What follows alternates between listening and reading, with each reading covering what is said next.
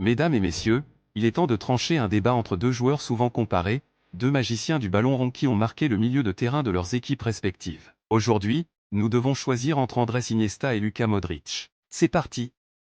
Mais avant de commencer, 90% d'entre vous ne sont pas abonnés. Alors, qu'attendez-vous? Abonnez-vous, ça ne coûte rien. Essayons d'atteindre les 50 000 abonnés d'ici la fin de l'année. On est déjà à la moitié, donc n'hésitez pas, ça fait plaisir et ça aide au développement de la chaîne. Commençons par la vitesse. Ce n'est pas leur qualité première, mais il faut comparer.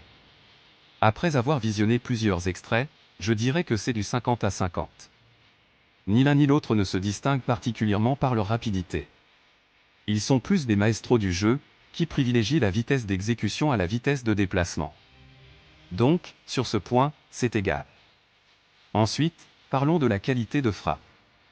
Là, j'ai un vainqueur, et il est croate. Bien qu'Iniesta ait marqué des buts mémorables, comme contre Chelsea ou le Real, il n'était pas un grand buteur. Modric non plus ne marque pas beaucoup, mais sa frappe est plus pure et précise. Je me souviens de son but contre l'Argentine en Coupe du Monde, une frappe enroulée magnifique. Donc, pour moi, Modric a une meilleure qualité de frappe. Passons à la qualité de passe. C'est délicat car c'est leur atout principal à tous les deux. Iniesta est le maître des passes au sol, courtes et longues, dans les pieds, en adéquation avec le style de jeu du Barça. Modric, quant à lui, excelle dans les ouvertures en profondeur, trouvant souvent ses coéquipiers en course. Pour moi, Iniesta se démarque par l'harmonie et la précision de ses passes. Bien que Modric soit excellent, Iniesta a ce petit plus de coordination parfaite avec ses coéquipiers. En ce qui concerne les dribbles, mon choix est clair, Iniesta.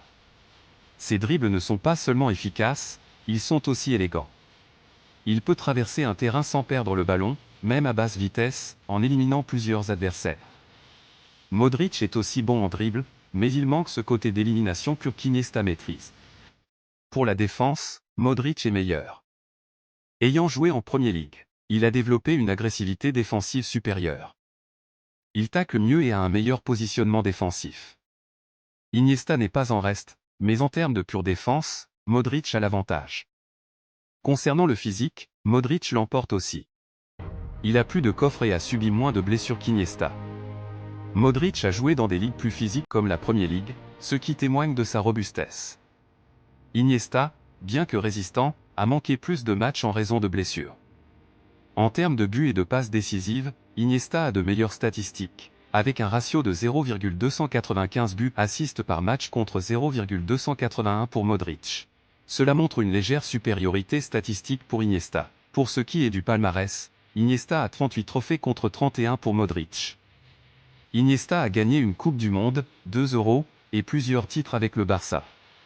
Modric, bien que couronné d'un ballon d'or et de multiples Ligues des Champions, n'a pas les mêmes succès internationaux qu'Iniesta. En conclusion, bien que Modric ait eu une carrière exceptionnelle et mérite tous les honneurs, je pense qu'Iniesta a eu une carrière globale plus impressionnante. Son prime a duré plus longtemps et il a été moins contesté. Modric a connu des débuts difficiles au Real, contrairement à Iniesta qui a toujours été une valeur sûre au Barça. Ainsi, selon moi, le meilleur joueur entre les deux est Andrés Iniesta. N'hésitez pas à me dire qui est votre favori dans les commentaires, à liker cette vidéo, à la partager et à vous abonner à la chaîne. On se retrouve très bientôt pour une nouvelle vidéo.